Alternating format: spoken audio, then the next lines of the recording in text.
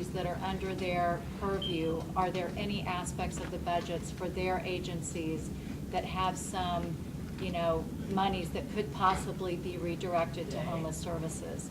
And in that regard, one thing that we wanted to announce in terms of another action is that there is on May the 4th, so that's a week from Wednesday, there's a walk around that has been organized at the City Council that we can get flyers to you to put out here, but it's from 11:30 to 12:30 at City Council, so that would be an opportunity for you all to go there to visit the council members and raise these concerns and also make suggestions like that.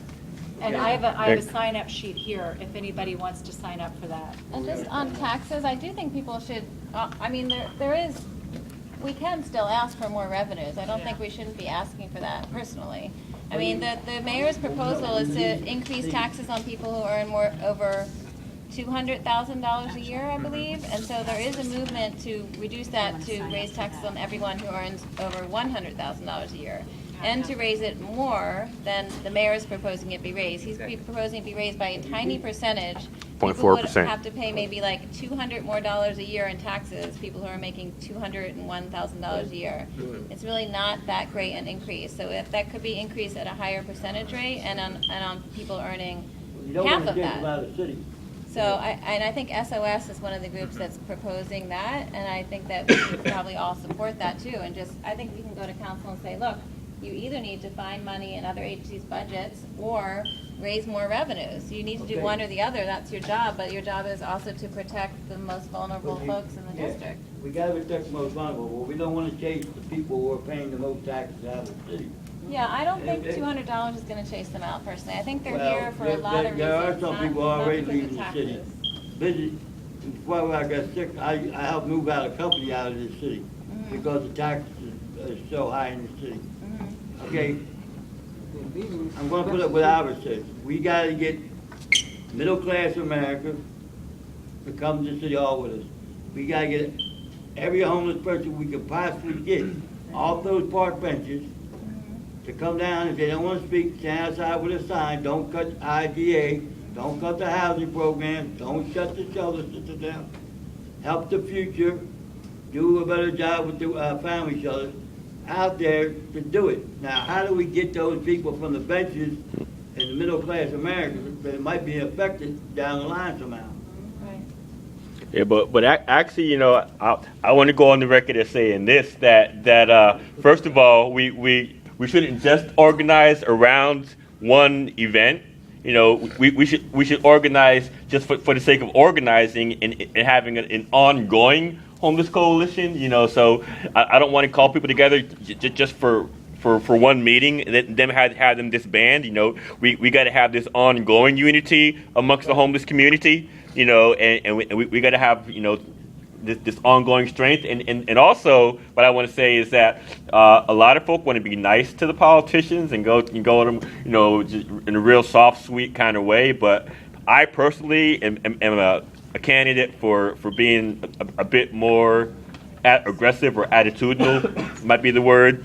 So me personally, I'm not about just being nice to them. I'm about to just kind of laying into them real hard. And so I kind of hope you don't mind my more aggressive tactics, but that's just kind of, so anyway, I think that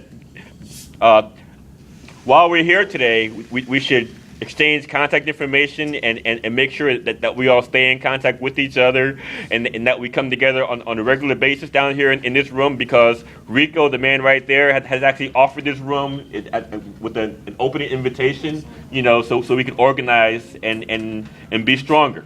Yeah, I don't have a problem with the drop-in in an area to meet as often as you need to, or as often as we need to. Let me put it that way. We have to start somewhere and we have to get something done. Yeah.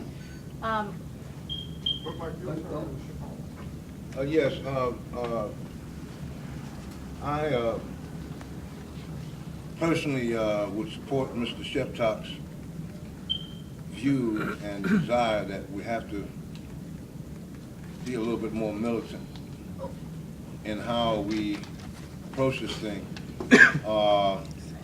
The gentleman who said that we should be concerned about those folks who have money leaving the city, it's in part because much of the gentrification or the loss of the population of the poor is because those people have come to the city. With regard to the city council, I think that if we're going to turn up the heat, we should know that the city council, most of them, if not all of them, are lawyers. They earn millions of dollars each year outside of their city council salary, working for big business corporations to do some of the things as they're doing now. And then they get paid, what is it now, $150, $170 a year for the city council, for the salaries of the city council. The city council is a part-time job, so they get over $100,000 a year, and then when they're not there in their office, which is a lot, they're making millions of dollars as lawyers, as partners, consultants, and employees of big business law firms to do us in, to do the small people in, small businesses, small people issues. So I personally think they don't need the money that they're getting paid as city council. In many states, city council people only get paid for the number of meetings that they attend, a stipend, maybe $50 or $100. So we could find a lot of money in the area of eliminating their salary. Now,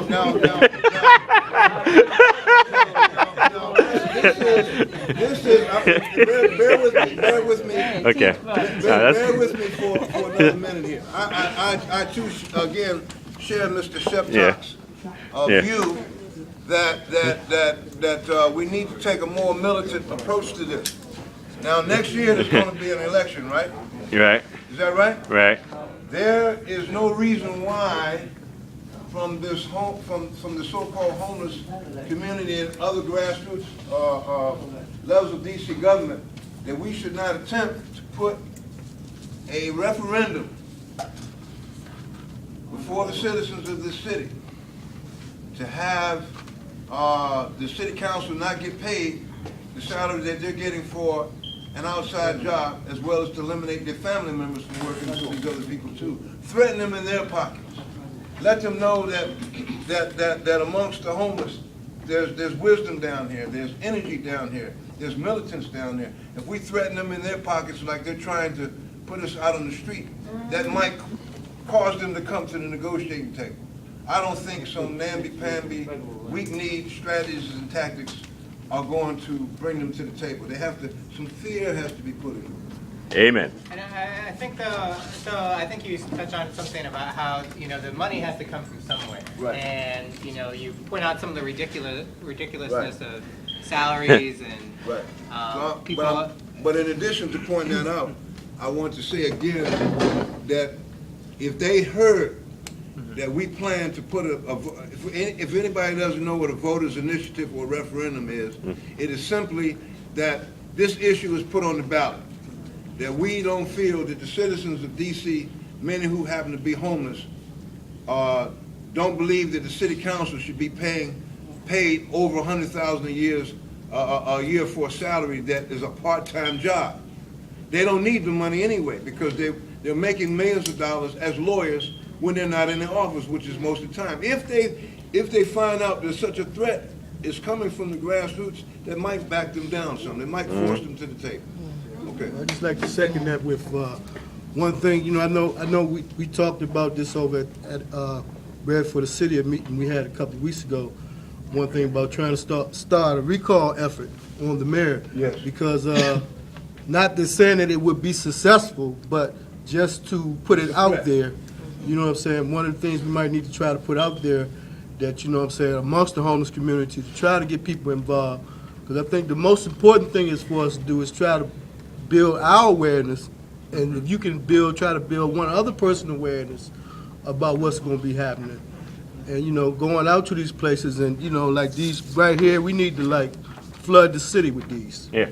Oh, okay. we really and do. and what I want to say very quickly though is that you can't recall the mayor in his first year of office or in his last year of office, but you can do it in the second or third year. It's not- And wait, let me finish. And also, I plan to print some more of these flyers about the different cuts to let people know. And also, Rick got his hand back up back there. I like the direction that Shabazz is speaking of, but I think that it should be a little bit more subtle to the point that if human beings have to take a cut on one end of the spectrum, that you all have to take a cut on that end of the Exactly. spectrum also. Yeah. I'm not saying eliminate your salary, but let's just share this cut throughout the whole city. You know what I'm saying? At any given year, you decide that the budget is gonna be below whatever it takes to run the city, then there's a percentage of your salary that need to be a part of raising this city back up to where it's supposed to be. Right.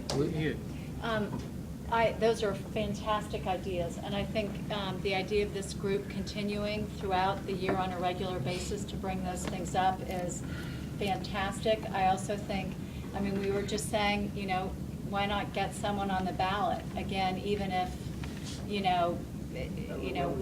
the success is really kind of irrelevant, but what I wanted to do hopefully is. Someone in this group to Someone run for in this DC group, council. yeah, but I want to get everyone's focus back on the immediate issue that is facing us in the next couple weeks, which is, obviously, the proposed budget. And I just wanted to go over, and I apologize, Kurt, if you did this and we missed it, but the timeline that's coming, we're sort of marking our efforts in many respects from looking at next week as a really critical week that we all need to get involved, and beginning with the DCHA hearing on the 3rd. DC Housing Authority.